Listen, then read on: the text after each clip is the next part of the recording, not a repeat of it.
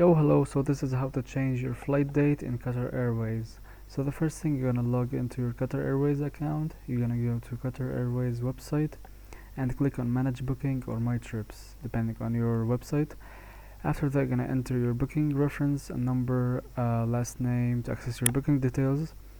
After that, you're gonna retrieve your booking. Click on Retrieve Booking button to access your trip details.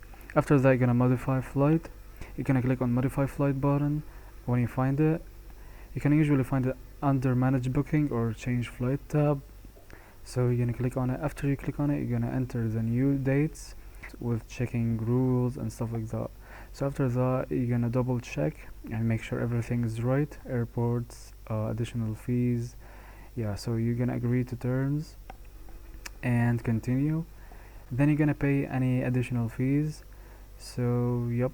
After that, you're gonna review and confirm, make sure everything is right, and that is it. Another thing to note is that you can only change the flight date online if your ticket is booked directly with Qatar Airways or through their call center. So that is it.